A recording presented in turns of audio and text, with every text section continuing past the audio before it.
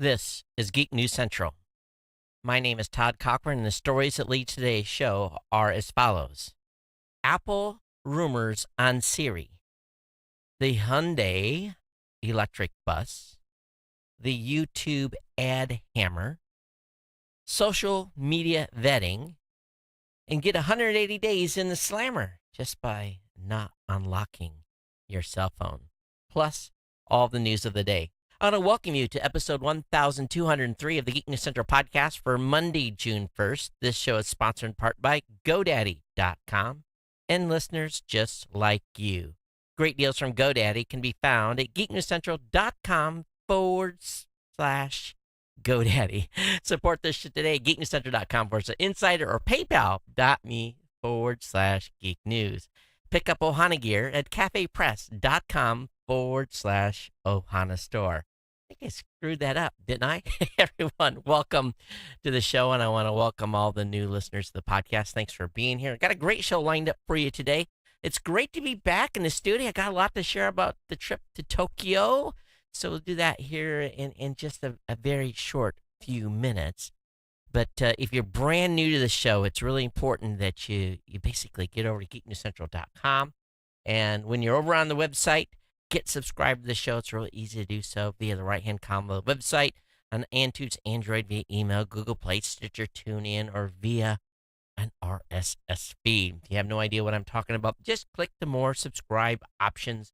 That'll get you dialed in so that you can get subscribed to the show. All right? Definitely check that out. Of course, we want you to come over to Geek News Central on a daily basis just to check out all the great content. The writers have been putting up great content. So just come over and check out the site on a daily basis. Of course, if you have feedback for today's show, you can email me, geeknews@gmail.com. You can follow me on Twitter @geeknews. You can join our Slack channel by dropping me an email at geeknews@gmail.com and tell me you want to be part of our Slack channel. You can follow me on Google Plus or Facebook just by searching for my name.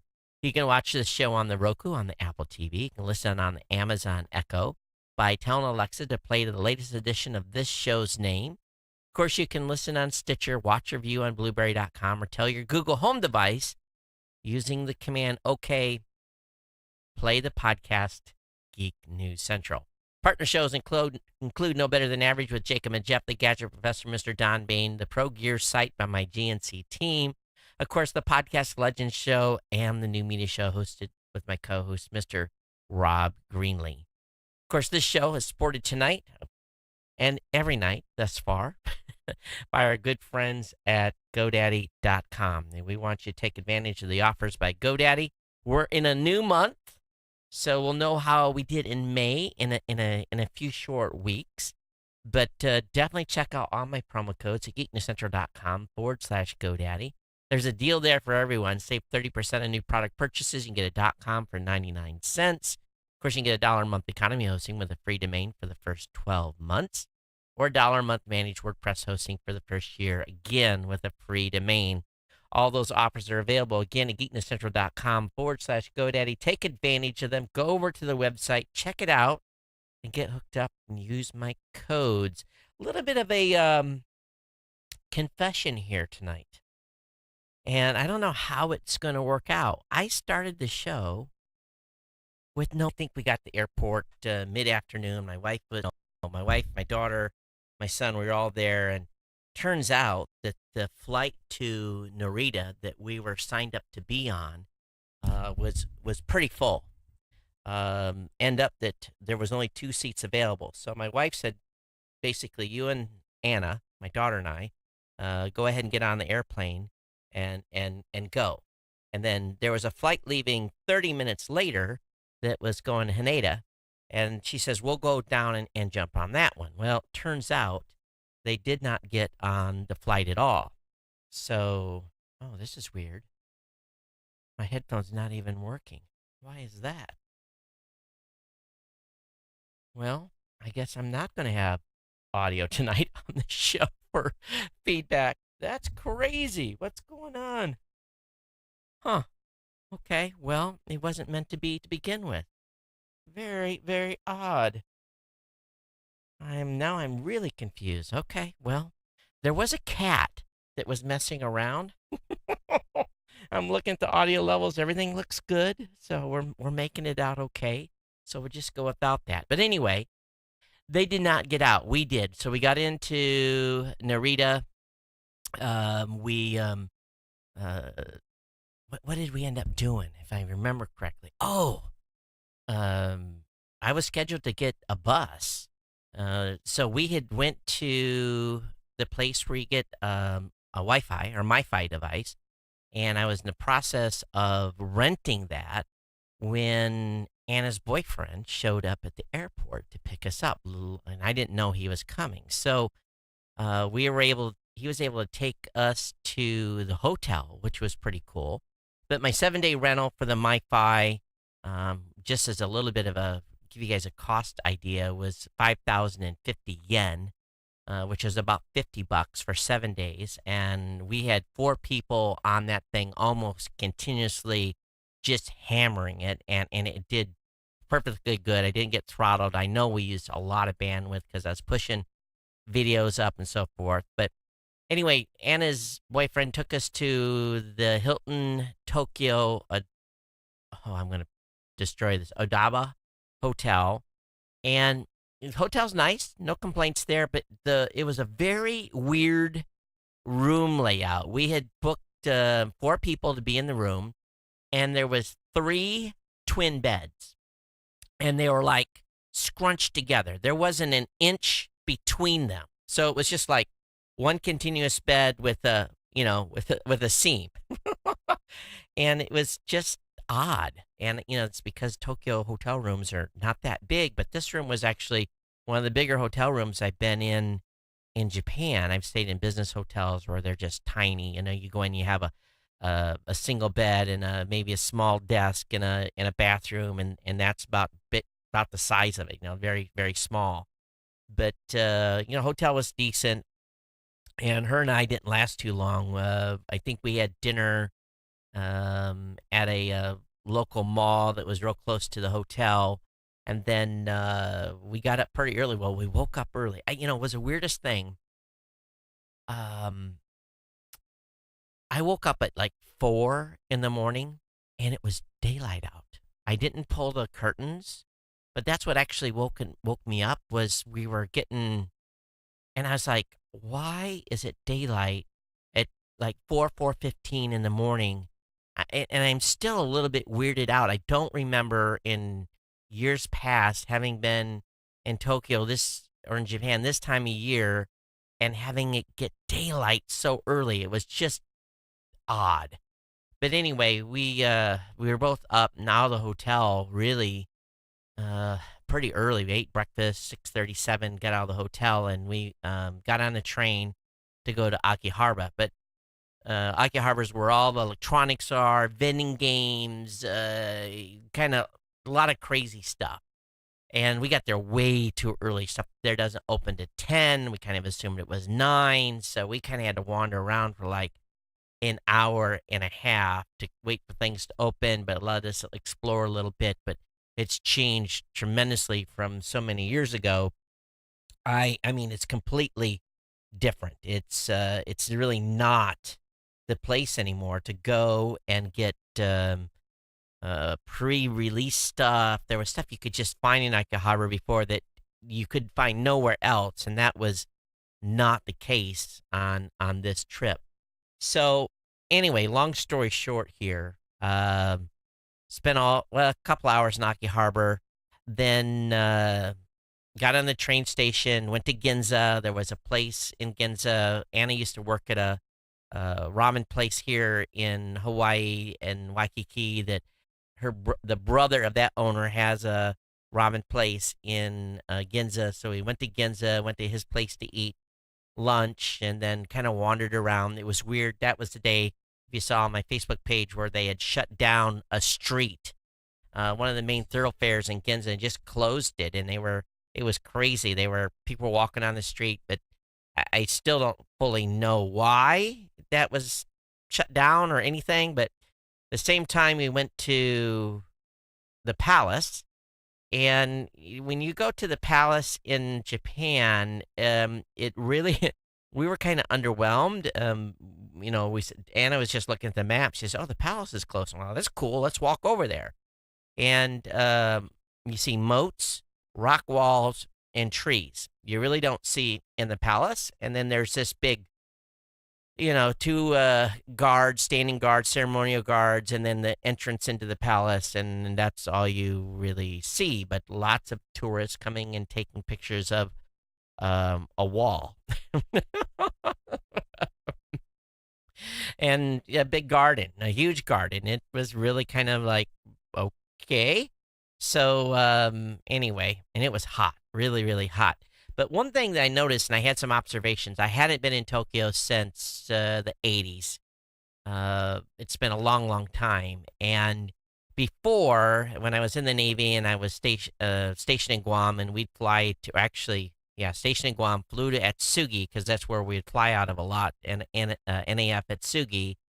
There, you would take a train from the closest station in Atsugi to Yokohama, then Yokohama into Tokyo. You could get into Roppongi, Shinjuku, and all those places. So it was really, really hard to use the train. You really had to know what you were doing. We would often take Japanese train maps, and we would write down the stops, and then we could compare the kanji to the ticket machine, so we would know how to buy our ticket. And what Anna kind of already knew, but I didn't, is I'm like, well, we were getting ready to leave that morning. I said, so where do you want to go? She said, well, let's go to Aki Harbor. I'm like, well, we need to figure out how to get there. She goes, oh, don't worry, Dad. You just tell Google that we're going from Hilton Odaiba to Aki Harbor. So she did that, and she pressed the transport thing for train, and it said, okay, walk 350 meters to, this train entrance. Oh, don't go down on this side of the street. Go down on the other. You'd go, and basically you'd get your ticket, and that was another thing. The ticket machines now are all digital, and you can select English, so it gives you this English menu. You still have to kind of figure out what your fare is, which isn't too hard. You just kind of look at the board, you know what line you're going on, and you figure out what your fare is, put your money in, and out comes your ticket. And then it tells you go to track 1.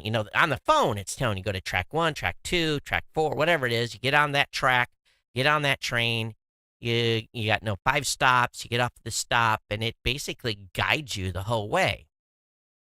We found out one thing about using Google, though, to direct you. It isn't always the most efficient way to go. As a comparison, on one of the last trips, Anna's boyfriend was with us, and he says, oh, no, you should be using this app. And it was a Japanese app. There's not an English equivalent. But when I loaded it, it was real easy to kind of trick it to know what English, basically put English in, and it would. And the comparison was like a 980 yen ride, which is about $10 to go from point A to point B, where the Japanese app said, 380 yen, and you had to do one less train stop. You go a little bit further on the other, catch another line, so it was like a $6 savings. Now, that was cool to know that at the end, but really anyone that goes to Japan now, especially if you're in Tokyo, you'll have no problem, absolutely no problem whatsoever transporting around. Now, we were using cash the entire time to buy tickets, so you had to stop and get a new ticket.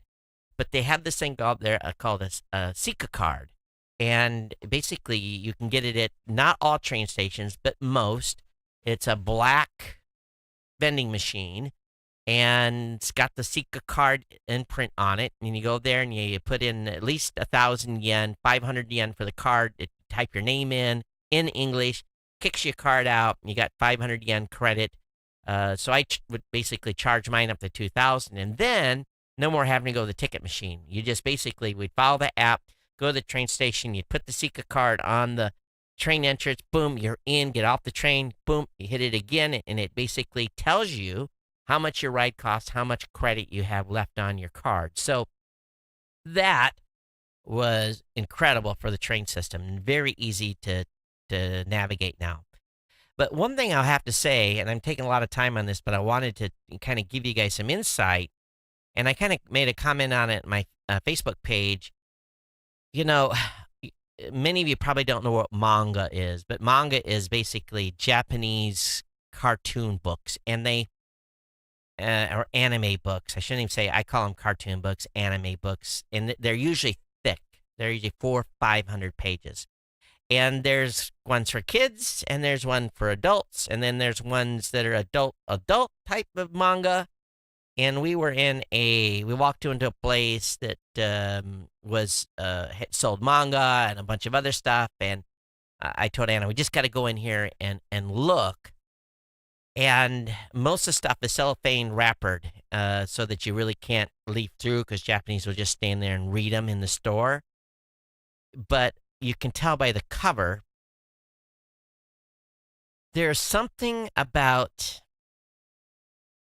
Japanese anime and the depiction of young girls in provocative clothing with that just isn't right. And it really, I kind of knew 20 years ago that this was kind of a thing, but we were in this store and it was packed. Not only guys, girls too, wall to wall, buying the latest edition of this adult type manga magazine that I scratch my head a little bit because I don't get it. I really don't. And the sexification, and that's the word I'm going to use, of very obviously underage girls in these magazines is troubling. And it's bizarre to me. It would not, I don't know if any of this type of stuff is sold in the United States at all, but it's just, it makes you go, just a little bit. And I guess that's all I'm going to say on that. But it really disturbed me to the extent of some of it that was there. But I understand anime and all that, but this depiction of young girls, it just something's not right. It really isn't. And the number of people that were in there on a work day buying these was unnerving to me to a certain extent, to actually a lot. But anyway, day 2, fish market, very early in the morning. We had sushi for breakfast. Went to Tokyo Skytree. Many of you saw the video and stuff I put on Facebook. We went to Shinjuku. Then we went someplace to some kids' street that was wall to wall people. That was crazy. Then we transferred that day to Tokyo, the Hilton Tokyo Bay Hotel. And they moved our luggage. We actually had to pay about $40. They moved our luggage that day from one hotel to the other while we were hanging out. That was fantastic. So we got there, checked in. Our baggage is brought up to our room. Many of you saw the pictures I put. The room had an Easter theme. We were really weirded out about that, being it was late May and they got this Easter theme. Turns out that Disney was still doing an Easter theme at Tokyo Disney, and it's not a religious thing. It's more of a spring thing. So that's from around the time Easter is to June 15th. And there was eggs, and it was just odd too. I thought that was really weird. And the room was made up very, very odd. Hotel was not as nice as the Tokyo Odaiba. But anyway, it's a room, you're sleeping in it. We used points. I didn't have to pay for a hotel. That was good. Went to Tokyo Sea the first day. And I'll give one observation about Japan and shopping and everything. It has become America Central. It used to be all these unique little Japanese shops, and we were in tourist trap area, but I could have went to Waikiki and got the same shopping experience for a lot of the stuff we saw in the areas in Shinjuku. Maybe not so much in Aki Harbor, but I'll be honest with you. I have no desire to go back to central Tokyo anytime soon. The cultural significance there has really declined. We did go to a shrine on the second day. That was about as cultural as we got, but it was, that was even commercialized a little bit, and I'll have a video to put up on YouTube.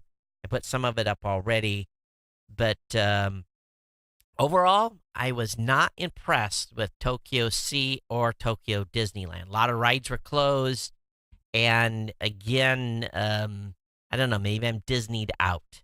I know a lot of people are fanatic about going to Disney, but I think the thing that blew me away was again these people observations in that in the early 80s when I was going to Japan, very rarely did you see an overweight person.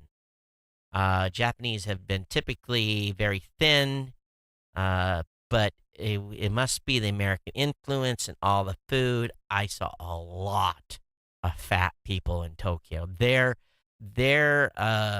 life expectancy is going to go down. There is no way that it is going to go up compared to what I remember in the 80s until what I observed on this trip.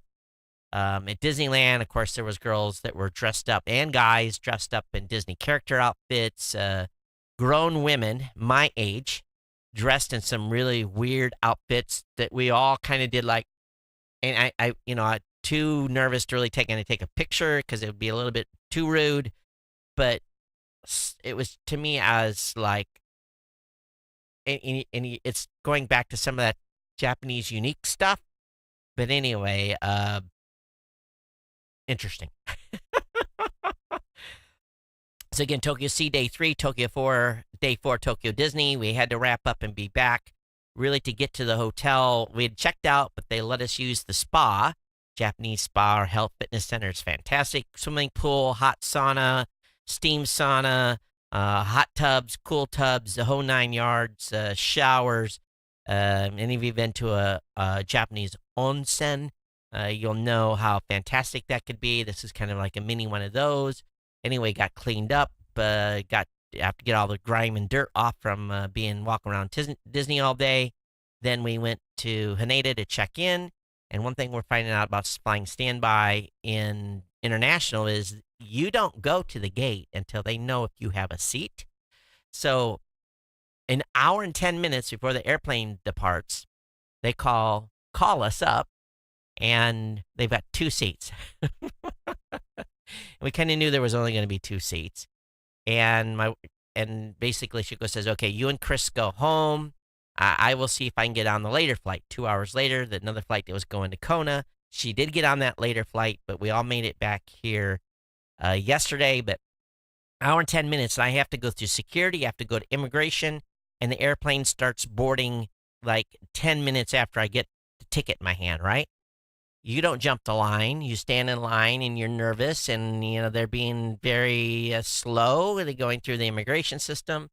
We got through immigration, and we ran to the airplane. And that's the last thing you want to do after you've just got done getting cleaned up is to have to start sweating again because our gate was like a half mile away.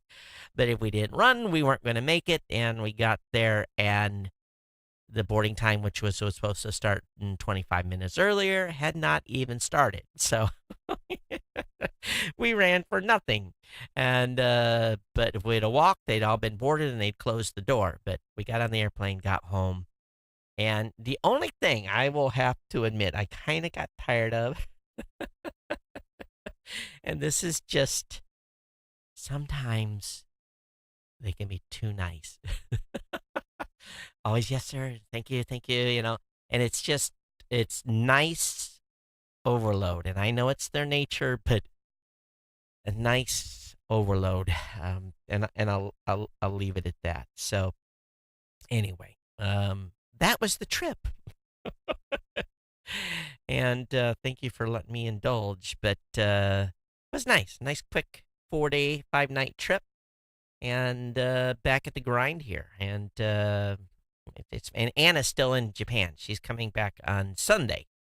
So that is the plan for her. She's hanging out with her boyfriend for a couple more days, much to my chagrin, but it is what it is. Okay, so bada bing, bada boom here. Let me look and let's get into the content because I got a good stack of stuff to talk about tonight. That's in my list here. First things first, Apple's rumored Siri speaker is supposedly going to be super high end, and it's supposed to target Sonos as well. This is according to Dave Hamilton. Dave's a good friend of mine. He's the at MacObserver.com. If you don't listen to Dave's podcast, if you're a Mac fan, that's one that you'll want to get subscribed to. But he kind of goes through this, and but anyway, that is kind of the rumor, and we'll see what happens with this. But it's supposed to compete with Sonos and be high end speaker wise. And I think if we know Apple, that should not become as a surprise at all. Also, there's been a introduction, and they say, of course, the bus run everywhere in Japan, and but Korean automaker Hyundai has finally pulled the wraps off its first mass-produced electric bus this week. It's called Elect City. It has a range of 180 miles thanks to a 256 kilowatt battery pack, and it will recharge in an hour. And they have a special charging station to charge the batteries. So that's pretty awesome. We will see where this goes, but buses have already been pretty green with natural gas, but now we're going to have an electric vehicle. But if they can do 180 miles, and I don't know how much a city bus runs in a normal day, I would think 180 miles would be probably pretty normal for a bus running all day. But if they can charge it in an hour, it should probably work out for some city municipalities that are looking to go completely green. No idea on cost yet on what it's going to cost, what the price delta will between that and something using an emission-based vehicle. Also, YouTube, the YouTube guys are still freaking out about the ads and their ad revenue on their sites. The YouTube adds more details and restrictions around which videos can be monetized. They basically, new guidelines, according to UPVP Product Management Ariel Barton, says they're taking a tougher stance on, number one, hateful content, and I don't know why they haven't been having a harder stance on that to begin with. Inappropriate use of family entertainment characters, so that's interesting. So they're saying inappropriate use of family entertainment characters. Content depicts family entertainment characters engaged in violent, sexual, vile, or otherwise inappropriate behavior, even if done for comedic or satirical purposes, will be basically banned for advertising. So I thought that was odd. What is a family entertainment character? Does that mean if I have, R2D2 here and I'm smashing R2D2, that is a family entertainment character? Someone needs to define that a little better. And of course, incendiary or demeaning content is basically banned and will not be advertised. But that's the only part of the new rules or the clarification of the rules that is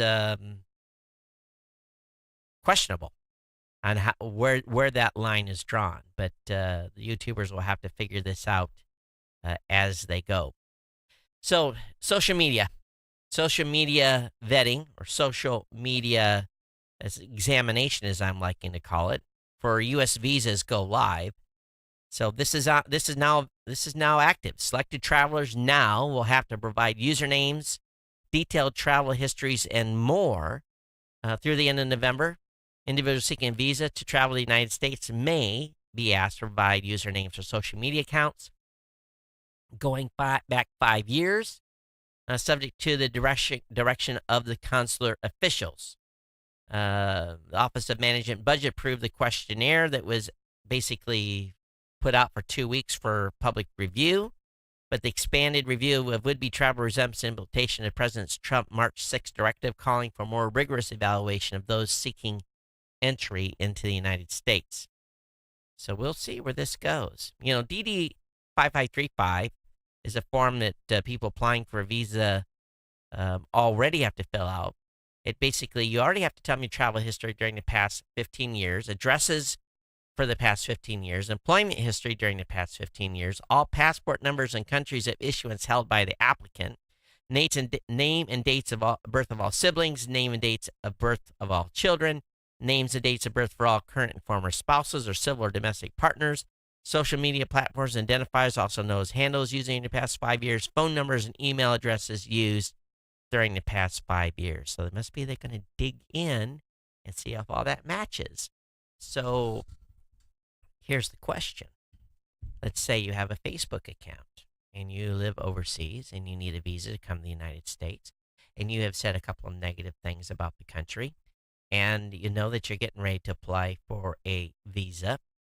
Do you think that you'll be able to clean up your social media stuff and not have that information known, or do you think that information has already been cached by the government for 5 years? Do they think they can go into a database, pull your account up, and see your real history?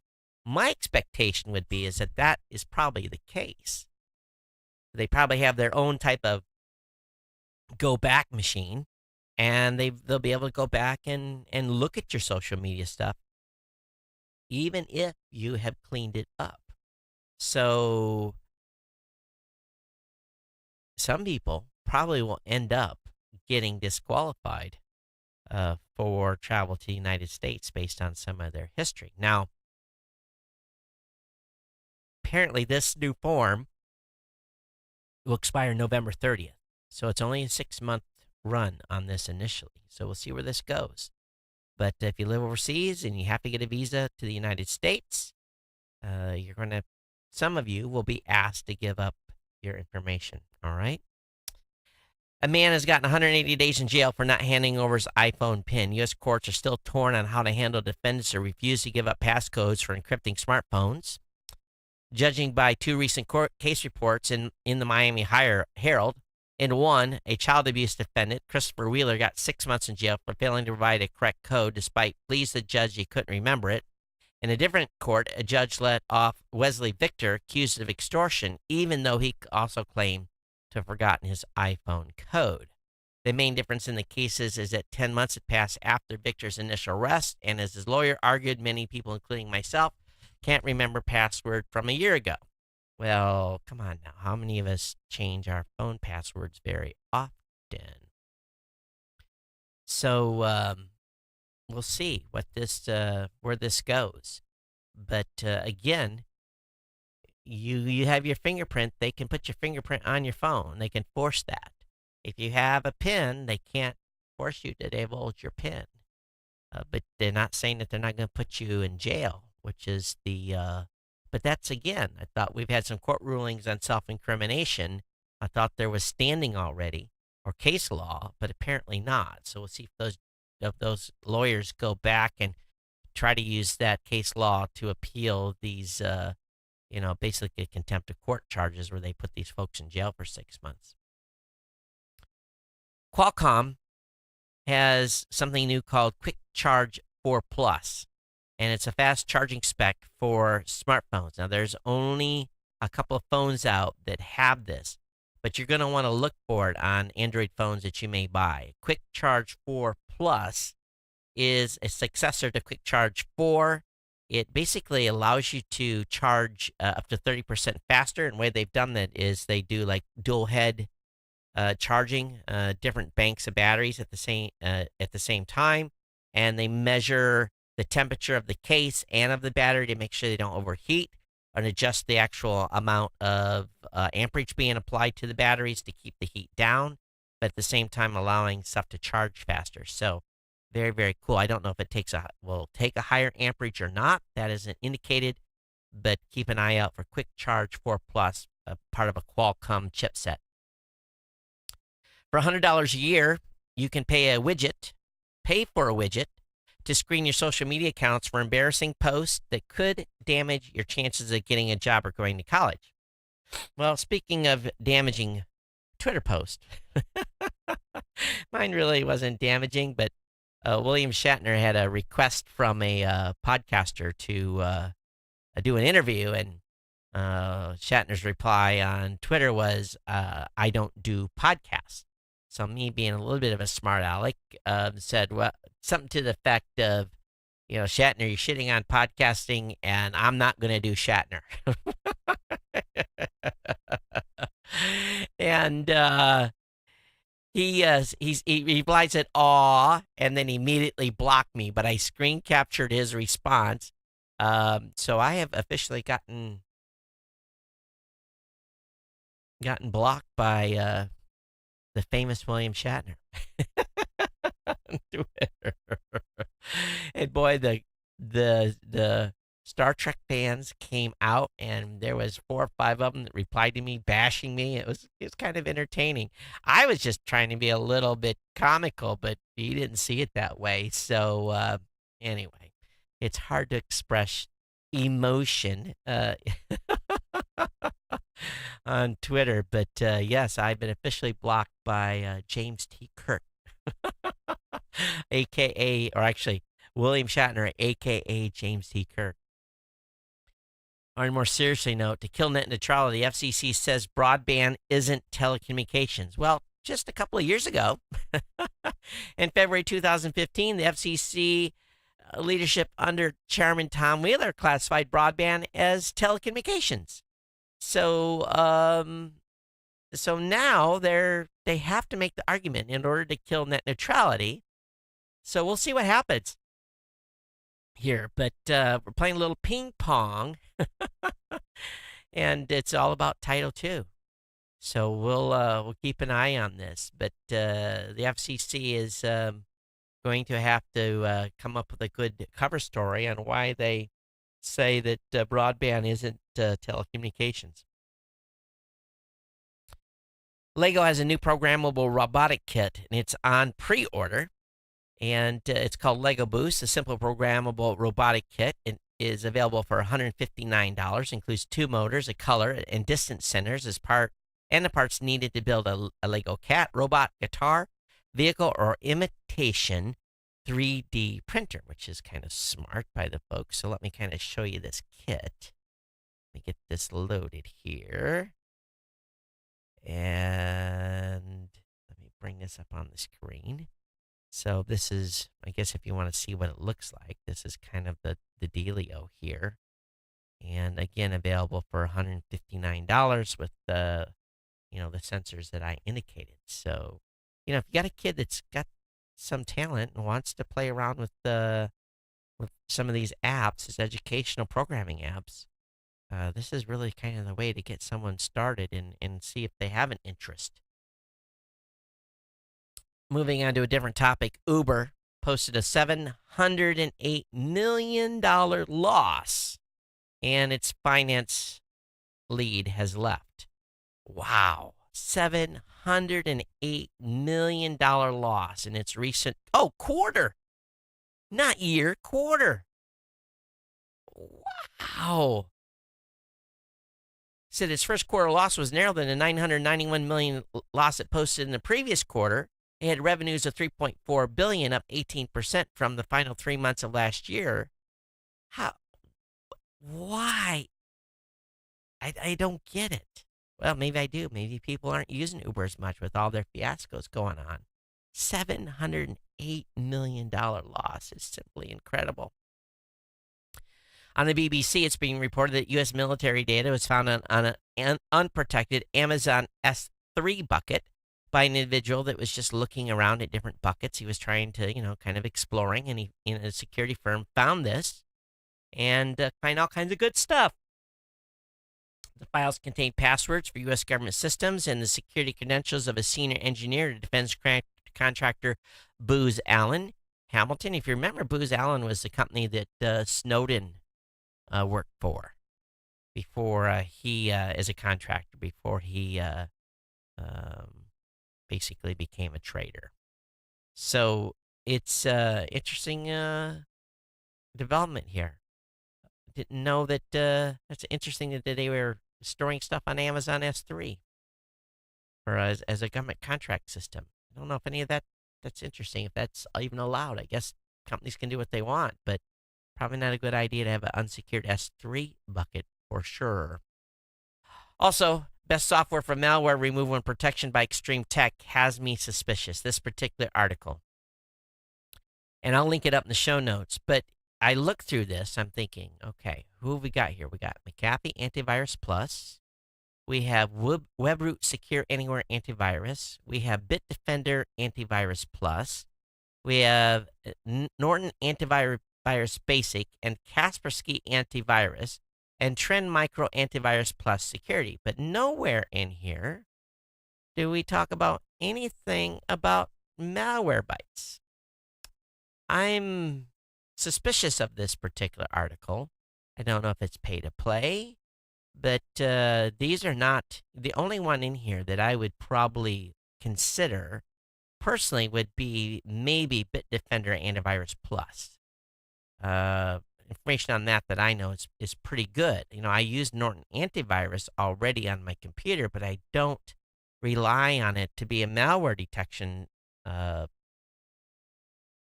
platform. And matter of fact, Malwarebytes discovers on my system more malware than, and it's usually cookies and stuff, that it detects more than Norton Antivirus does. So I am suspicious on this article, but I have the link up in the show notes. A motorcycle gang in Mexico has the gang of hackers have been arrested after stealing over 150 Jeep Wranglers.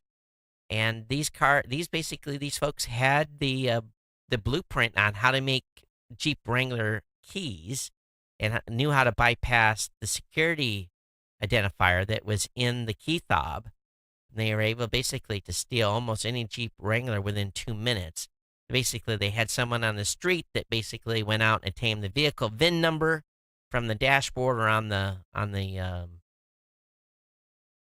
other place on the vehicle, and then from the VIN number, they were able to determine what type of key was made. So really, they were able to stop the horn from beating and beeping and everything. So like 2 minutes, they were able to steal almost any Jeep Wrangler. They drove them south of the border, broke them down, and $43 million worth of parts that they saw. 4.3 million. Was it 4.3 million? Yeah, 4.5 million worth of parts that they were able to boost and sell. So if you have a Jeep Wrangler, the motorcycle gang has been arrested, and your insurance may go down. Walmart is training employees with a Black Friday VR simulator, which is kind of interesting. Walmart's 200 Walmart Academy training centers are planning to incorporate virtual reality by the end of 2017. And they're basically teaching employees how to handle the big crowds on Black Friday and that type of event. So I find it kind of interesting that Walmart's using VR. But because it's so expensive, they're only going to have one VR headset in each of the 200 Walmart academies, where one student will get to use it while the other students watch. Annie Rubin's Essential is looking into smart glasses with a built-in camera. Of course, Essential, the new hardware outfit from Android co-founder Annie Rubin, may be branching out from phones and smart home accessories into Google Glass-like smart frames. They had dug up a patent that basically has his name on it. So we will see what comes of this. The Snapple glasses or Snapchat glasses, which I have, are kind of interesting, but they're pretty ugly. I saw one pair of those in Japan. I probably should have took them with me, and who knows, I probably could have unloaded them for some good money. AT&T's $70 bundle is pairing unlimited data with 60 TV channels, so this is something that's new. First, it gave unlimited choice customers unrestricted mobile data. Then it tried to lure people in with free HBO. Now AT&T is attempting to win over more customers by sweetening its mobile deals even further. Today, the company announced a brand new package for its unlimited choice customers, offering 60 DirecTV channels for only $10 more a month than the regular unlimited choice bundle. So if you're an AT&T user and you're looking for a bundle plan, this is available starting today. Plex, of course, Plex has been around for a while. And, Plex is, its background is organizing users' personal media collections.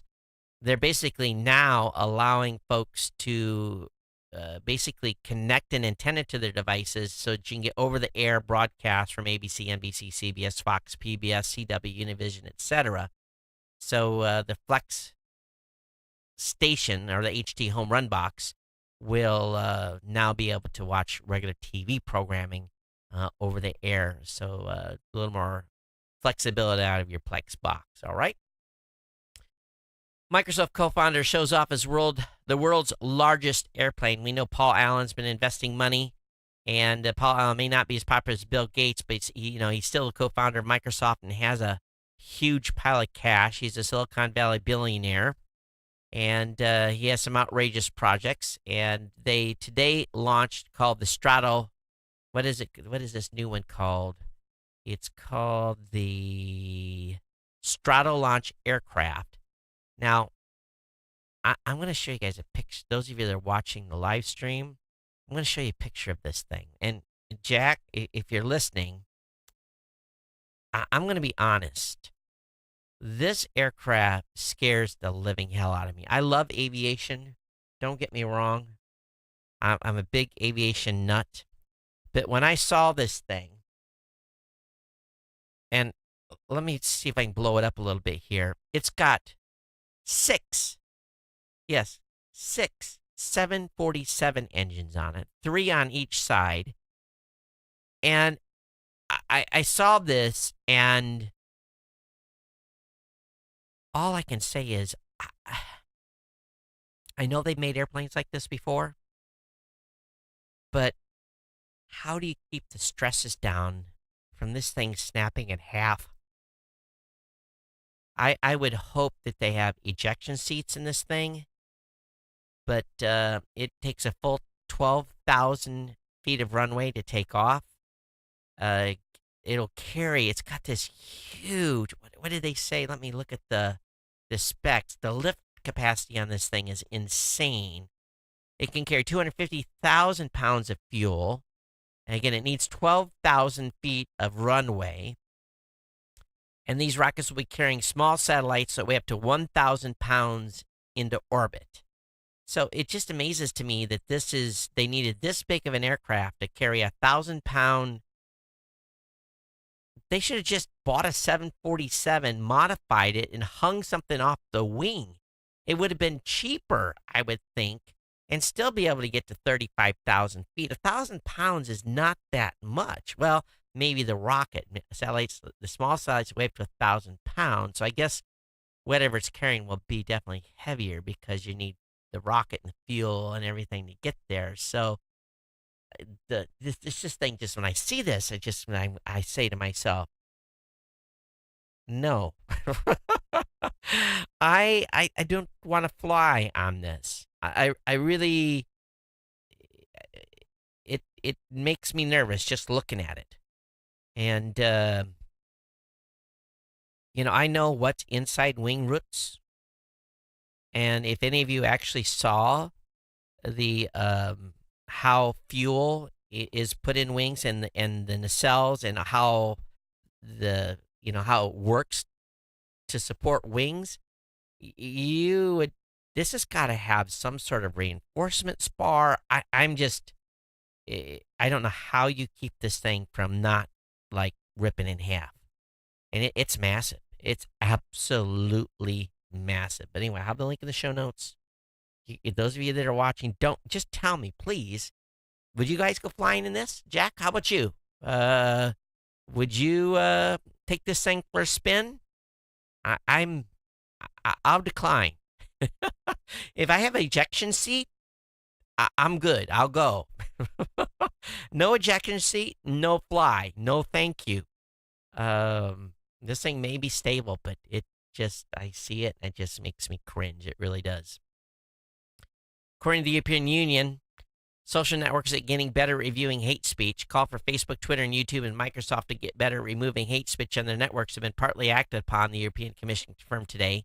Officials know that in the last 6 months, Facebook did a better job than its rivals at reviewing most complaints within the 24-hour window, agreed with the commission last year. Together, the four companies read 51% of locations within a allotted time frame, an improvement from 40% before the turn of the year.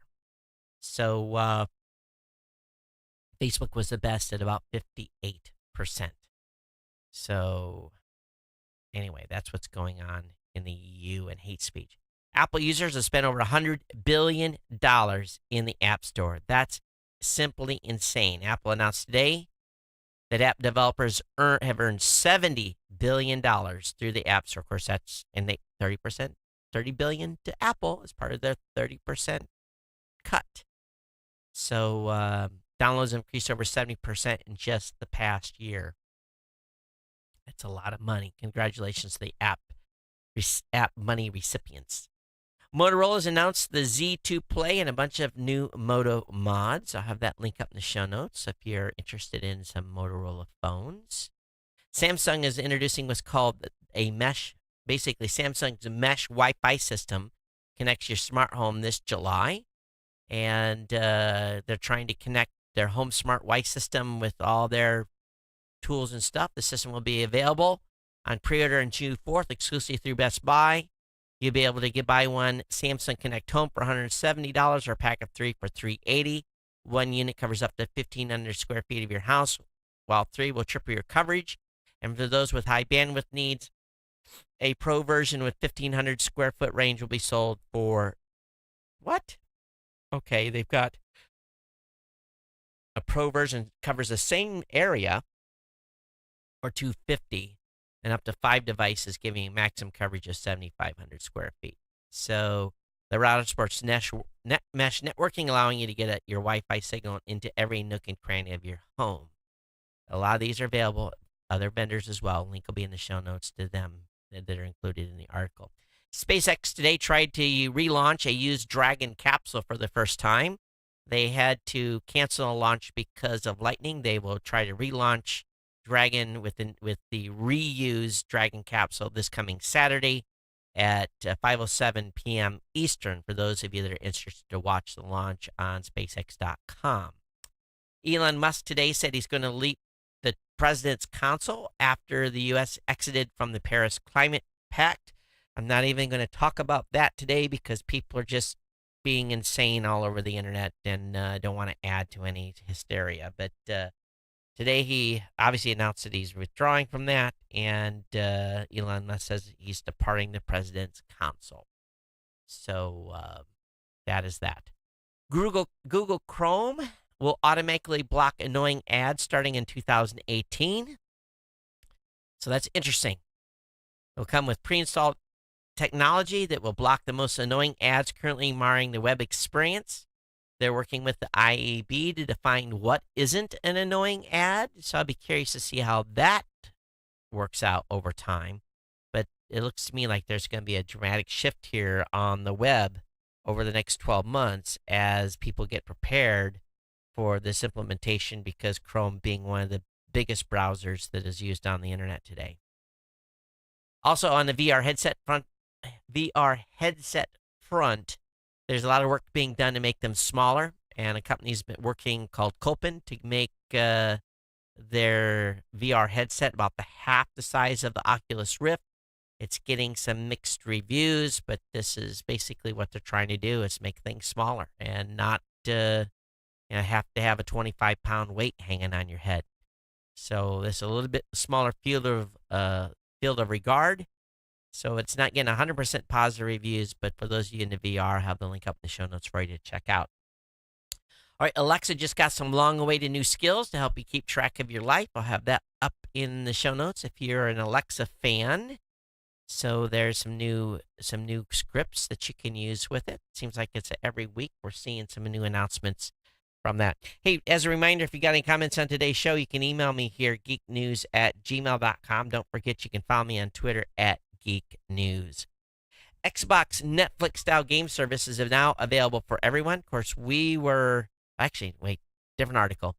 Microsoft has kept this promise to add more backwards compatibility to the Xbox One, enabling owners to play select Xbox 360 titles on the new machines. But it's the console Game Pass that shows the most promise, a Netflix-style monthly subscription service giving access to old and new games. While Xbox Live Gold members got early access last week, Game Pass is now live for anyone with an Xbox One. And it costs $10 a month. Players can download any of over 100 titles at launch. So, again, everything's going to subscription. You're no longer going to own your games. You're going to be renting your games. Google is saying that their speech recognition in their Google Home device is as accurate as a human. And I don't think that's true. There's oftentimes I'll speak to my Google Home device and it will not understand. Well, maybe I'm not speaking clear English, but it says oftentimes it can't recognize what I'm saying. So I don't necessarily agree with Google's assertion here, but time will tell on that if it gets better. Facebook is reportedly building a teen-friendly chat app. Facebook, we talked about, the data they're collecting, the interconnecting spider web of where your data is going. They want to, catch kids young and keep them in the ecosystem. And we'll see what happens with this, but it's being rumored that they're building a teen-friendly chat app.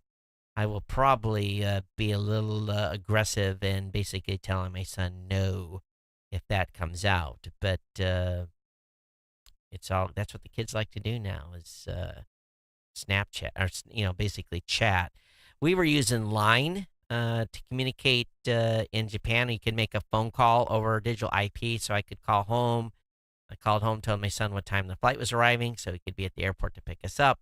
All that type of stuff. So Line seemed to work pretty handy doing digital calls while we were on travel. Okay, get Smart Omni Q5. It's a wireless Bluetooth earbuds for $23.99. So these are pretty nice. So I'll have this link up in the show notes. These for people that work out or want to have a low-profile Bluetooth earbud for $23. Not pretty cheap. It's a lot cheaper than $170 earbuds that Apple sells. According to The Verge, Google has come up with a final design for its new London headquarters, and they're calling it a landscraper. It's basically a big, long building that has a garden on top and a track and place to hang out and relax. It's got space for more than 4,000 employees. Again, the rooftop garden with a running track, and has been dubbed the landscraper. So they're working with the zoning commission there to try and get approval for it. A development start in 2018 at the site overlooking London's King Cross railway station.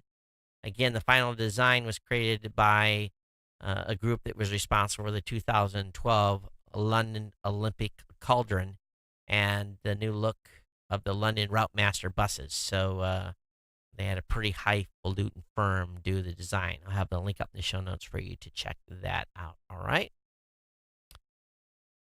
There's being a recommendation on The Verge. They're telling people not to buy the new Chromebook Pro until Google fixed a critical bug. They said this should have been a big launch for Google. Said the release of the Samsung Chromebook Pro was going to be the opening salvo in 2017 battle of cheap computers. It went on sale May 28th at $549. It's a beautiful touchscreen laptop that looks like it costs twice as much as it does. And it comes with a stylus and performance and speed you usually don't get on Chrome OS.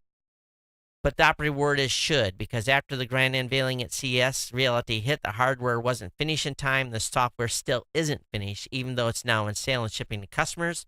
The software is a memory bug that crashes the computer if you push it too hard. Until Google fixes it, you should hold off on buying this laptop. And they're holding off on reviewing it as well until those bugs are fixed. So if you're thinking about getting one, fair warning, okay? Via Sat 2, satellite Goliath goes into orbit, and I will make a public disclosure. I own Viasat stock. Viasat, which is stationed to be above the Americas, has a total throughput capacity of about 300 gigabits per second. The spacecraft was part of a dual payload on an Ariane flight. It was joined by Eutelsat 172B, a UK French-built platform. Both satellites will be chasing the rampant market for Wi-Fi on airplanes. So airlines are currently in a headlong rush to equip their fleets with connections that allow passengers to use their mobile devices in midair, and Viasat is chasing that market. But just as again disclosure, I've owned Viasat stock for a number of years when I knew that they were entering this market, and so far it's been a decent investment. All right, when we were in Tokyo at Akihabara, the Nintendo Switch was launching. The Nintendo Switch online service is being reported costs about $20 a year. It's the first time Nintendo is charging for online play, but the good news is throwing in a few extras.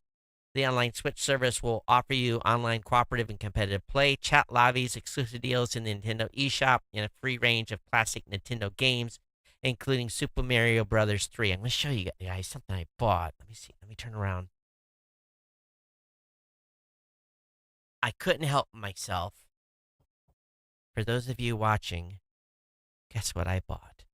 I bought Pac-Man. It includes bonus level 256, but it's got Rally X, it's got Caligo, regular Pac-Man, Pac-and-Pal, Pac-Man Plus. I'll probably suck at it as bad as I used to, but I bought two. Don't know why, because I think the reason I bought two is the last time I tried to buy something, I got screwed and didn't get one, so I wanted to make sure I got one. I think they were like $29.95. I think I got them on Amazon. So I got those out of the box. My wife was looking at me. Why did you buy that? Who knows? I'll maybe end up putting one on the shelf. If you're an Android user, this should concern you. Only 42 Android models have been updated to a security patch from the last 2 months. In a blog post detailing how much it has paid for Android security vulnerabilities, the Android team at Google has released information on just how many devices are getting monthly security patches. It's fighting a serious uphill battle. Google says there are now 100 distinct devices where a majority of the models sold have been updated to a monthly patch from the last 90 days, or just over 40 devices with a majority of models sold that have been updated in the last 60 days. So Google uses a metric of majority because despite a phone like the Samsung Galaxy S8 being one phone, it has dozens of different SKUs and variations in the wild for different countries.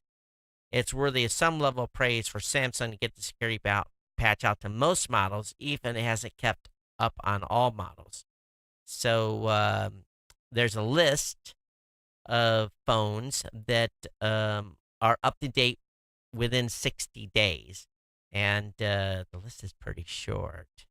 So I'll have that link up in the show notes. If you're an Android user, you need to start asking your providers why they're not updating your phone.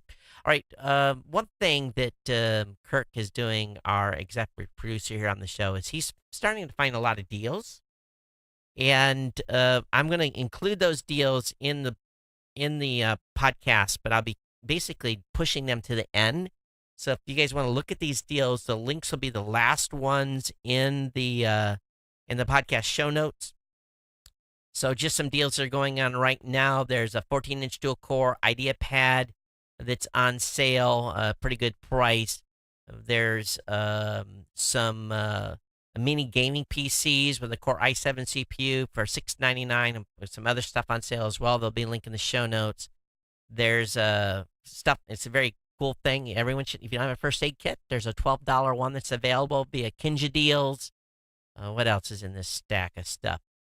That was an actual article.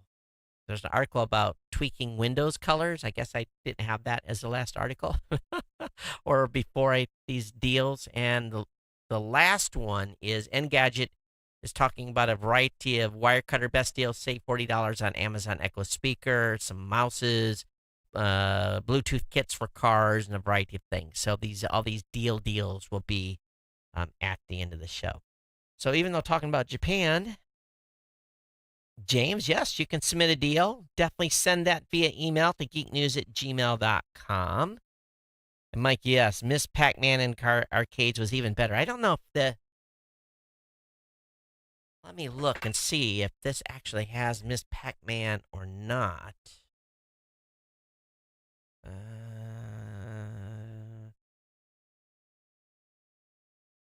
I don't think so. Yeah, no Miss Pac-Man. How about that? Well, anyway, for those of you that want to know where I got this, it was by Bandai, BANDAI.com. Pac-Man, Namco. This is kind of the stuff maybe you can find if you want to look for it. I think I had it covered in the show notes on a previous show. All right, let's see if I Did I have any email that came in while I was gone? Let me double check that before we bounce here tonight. I got an email from Nir out of Israel. I say, hey Todd, where I was listening. He says, I usually and actually almost always listen to you while running. Yesterday, when you asked in GNC 1201 where I was, I literally stopped in my tracks in the middle of a vineyard to take a selfie, as you can see attached. Not a great picture as the sun was in my eyes, but there you have it all the same. You can see my Bose, B-O-Z-E, Sound Sport headset in the picture. If you'd like, I'd be more than ready to write a review of Bose headset. How do we pronounce this, Near? You're going to smash me because B-O-S-E is Bose. Is this Boz? Boz headsets? I'd love to hear about it. As your daughter's deposit refund, what a pity. She certainly had a very wrong life lesson. Rather than taking adult responsibility, crying does not get very far. Agree. As to online grocery shopping here in Israel, it's been around for years now. There is no need to go to the store to pick up your order. Your groceries delivered right to your home and even to the kitchen if you ask the delivery person to do so. When you place the order, you can specify time and date for delivery to make sure you're home for delivery. All the best. Beautiful. And I've heard from some of you that said you've got grocery home delivery at home as well. And I'm jealous. Got an email from Nancy. Nancy says, I live about 15 miles outside of a small town, but not totally out in the sticks. Our neighborhoods are within eyesight, but my house was just outside of the distance for DSL, and there's no cable service this far out. We've been muddling through with DirecTV and satellite internet for the past 6 years. When my kids got old enough for smartphones, I really had a really difficult time managing data usage. Our satellite internet had some super unpleasant caps, 10 gigs per month, and then it got unusable. When AT&T brought DirecTV, I thought we were in for some serious gouging, but because we are AT&T DirecTV customers, we became eligible for unlimited data on 4 smartphones. Of course, I jumped on it. The only requirement other than being a DirecTV customer was automated payments, which we have anyway. Fast forward not quite a year, and I get an email about being eligible for fast internet. I have seen these plenty of times, and whatever they were advertising was not available at my address, but I always checked anyway. This time when I checked, it said it was available.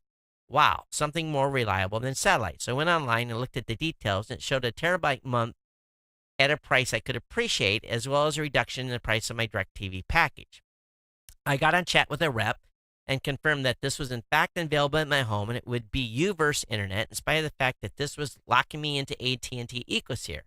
I went for it. For the first time since we've lived on this property, nearly 10 years altogether, we have internet that is always available and can supply us with all the data we will use for a total package of television, internet, wireless phone service costing quite a bit less than I was paying for all 3 before. I now have internet so I can use for education and training all the data I need on our phone lines without micromanaging kids who need it for school when our home internet was not letting them do their homework. Additionally, the installer told us that AT&T is going to run fiber to every home in Baldwin County within a year.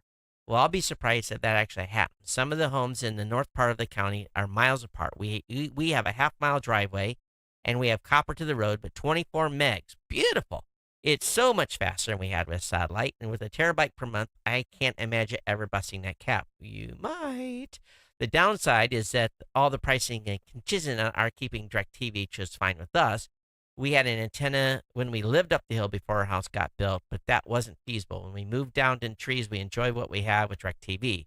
We aren't spending a ton of money, and if we dropped it, we just find something else to spend it on. Nancy, fantastic. I'm glad you've got high-speed internet at 24 megs. It's just a game changer, isn't it? And I'm very, very happy for you, but that terabyte will go fast.